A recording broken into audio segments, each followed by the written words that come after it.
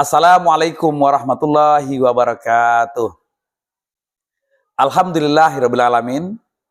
Allahumma sholli ala sayyidina Muhammad wa ala ali sayyidina Muhammad. Kaum muslimin dan muslimat yang dirahmati Allah Subhanahu wa taala. Kita sudah sampai di penghujung Ramadan. Salah satu kewajiban kita sebagaimana yang tertuang dalam rukun Islam.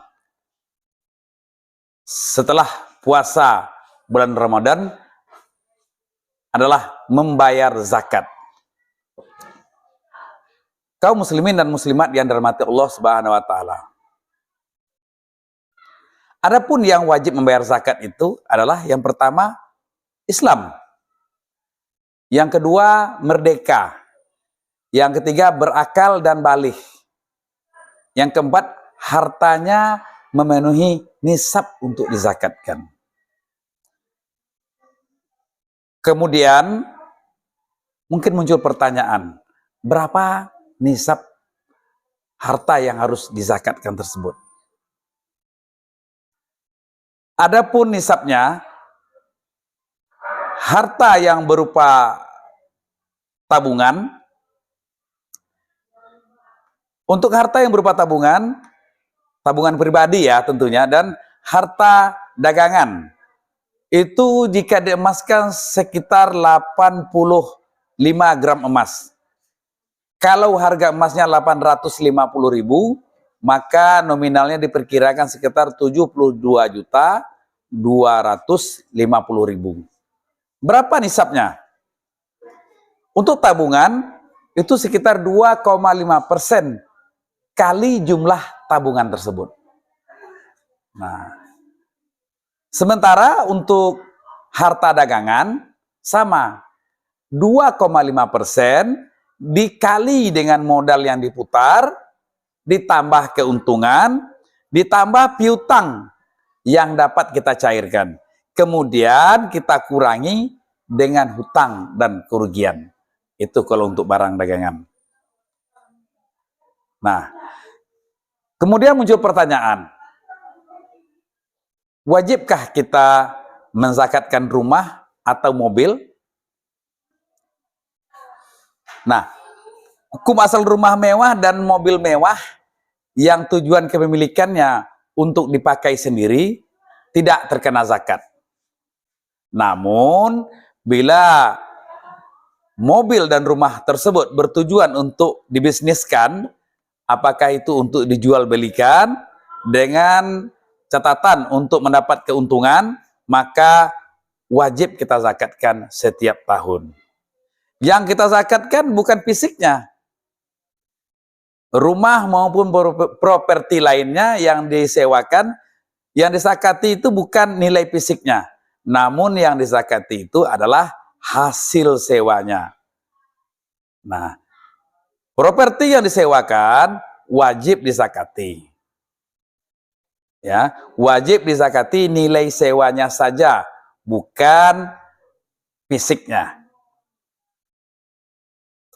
Kemudian banyak pertanyaan kepada saya, bolehkah zakat mal itu diberikan dalam bentuk selain uang seperti sembako?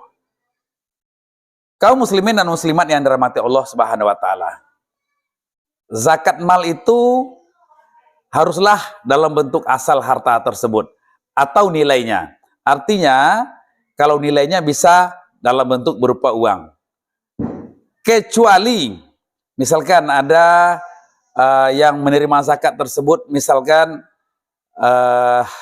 ada keterbelakangan mental, dan lain-lain sebagainya. Atau jika kita berikan dalam bentuk nilai uangnya kepada si penerima, kita ragu nanti dia tidak bisa memanfaatkan dengan baik. Maka boleh diberikan dalam bentuk kebutuhannya. Apakah itu dalam bentuk pakaian, apakah itu dalam bentuk sembako. Nah, seperti itu kaum muslimin dan muslimat yang dirahmati Allah. Kaum muslimin dan muslimat yang dirahmati Allah Subhanahu wa taala, apakah kita harus mengucapkan zakat tersebut kepada orang yang kita berikan tadi? Jika kita menyerahkan zakat kepada orang yang kita yakini dia berhak untuk menerimanya dengan niat zakat, maka tidak perlu kita sebut zakat, itu tidak ada masalah. Tapi kita yakin dia, orang tersebut berhak untuk menerima zakat tersebut. Nah, jika seandainya kita memberikan zakat kepada individu-individu atau orang per orang yang kita yakini dia berhak untuk menerimanya, maka tidak disebut zakat pun. Yang penting sudah kita niatkan dalam hati kita kalau kita ingin bayar zakat. Namun jika kita membayar zakat kepada amil, maka atau kepada amil ataupun kita titipkan ke lembaga atau yayasan penampung zakat, maka kita harus memberitahu agar petugas bisa menyalurkan ke sasaran yang benar tentunya. Nah, siapa saja yang berhak menerima zakat? Yang berhak menerima zakat itu yang pertama ada fakir, yang kedua ada miskin, yang ketiga ada amil, yang keempat ada mu'alaf, yang kelima ada rikob, yang keenam ada ghorimin, yang ketujuh ada fisabilillah, yang kedelapan ada itu ibnu sabil. Itulah orang-orang yang berhak untuk menerima zakat. Kaum muslimin dan muslimat yang dirahmati Allah Subhanahu wa taala. Apabila kita membayar zakat melalui panti asuhan, yatim piatu, apakah itu sah secara hukum Islam? Nah, ini pertanyaan yang selalu muncul ya. Pada dasarnya, anak yatim tidak termasuk orang yang berhak untuk menerima zakat. Akan tetapi, bila anak yatim itu tidak mampu, maka ia berhak menerima zakat. Jadi yang menjadikan seorang anak yatim itu berhak menerima zakat bukan karena statusnya sebagai anak yatim, tetapi karena dari sisi kemampuannya secara ekonomi. Kemudian bagaimana jika seandainya kita ingin menyalurkan zakat, misalkan ada menyalurkan zakat, bolehkah kita menyalurkan zakat kepada kakek kandung, kepada nenek, kepada orang tua, istri, anak, atau cucu? Kaum muslimin dan muslimat yang dirahmati Allah Subhanahu wa taala, pada prinsipnya zakat tidak boleh disalurkan kepada orang yang biaya hidupnya masih menjadi kewajiban tanggungan muzaki. Jadi kalau kepada anak itu sudah menjadi kewajiban kita. Anak, cucu, ke bawahnya itu jadi tanggung jawab kita. Jadi kita tidak boleh memberi zakat kepada mereka. Demikian juga memberi zakat kepada ayah atau ibu, kepada kakek atau nenek. Sama, itu juga merupakan tanggungan kita. Jadi memberi zakat kepada selain dari itu tentunya boleh. Bagaimana kalau kita ingin beri zakat kepada mertua? Boleh atau tidak? Kepada mertua ataupun kepada saudara ipar? Ya, itu tentunya boleh. Kepada mertua, kepada saudara ipar misalnya, itu dibolehkan. Dikarenakan mertua atau keluarga istri secara umum bukanlah termasuk orang yang wajib dinafkahi oleh seseorang suami. Meskipun dianjurkan bagi suami untuk memperhatikan keadaan keluarga istrinya. Kaum muslimin yang dirahmati Allah Subhanahu wa taala, muncul pertanyaan, bolehkah seorang istri berzakat kepada suami sendiri? Nah, boleh atau tidak seorang istri membayar zakat kepada suami sendiri? Yang termasuk, ya tentunya yang termasuk golongan mustahik zakat tentunya.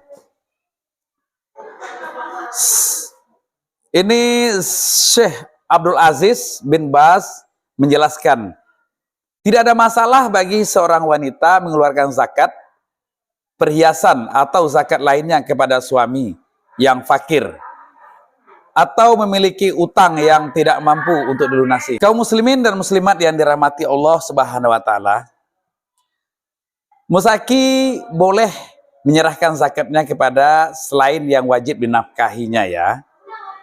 Maka dari itu, membayar zakat kepada saudara laki-laki ataupun saudara perempuan yang kurang mampu itu tentunya dibolehkan. Bahkan menyerahkan zakat ke mereka itu nilainya lebih utama. Karena di sana ada unsur membangun jalinan silaturahim.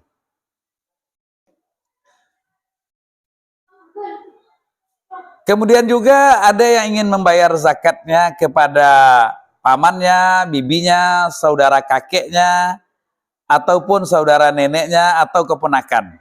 Nah, ini juga boleh ya, dengan syarat kerabat tersebut bukan termasuk orang yang wajib kita nafkahi. Jika kerabat tersebut termasuk orang yang wajib kita nafkahi, maka tidak boleh menerima zakat dari kita.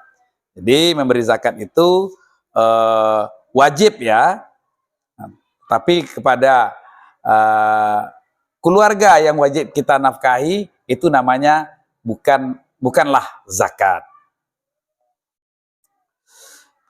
Sesungguhnya zakat kepada orang miskin, nilai zakatnya dapat nilai zakatnya saja ya.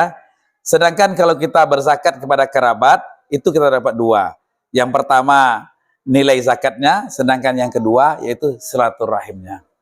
Nah, demikianlah yang dapat saya sampaikan. Terima kasih atas segala perhatiannya. Mohon maaf bila ada yang tidak berkenan. Wassalamualaikum warahmatullahi wabarakatuh.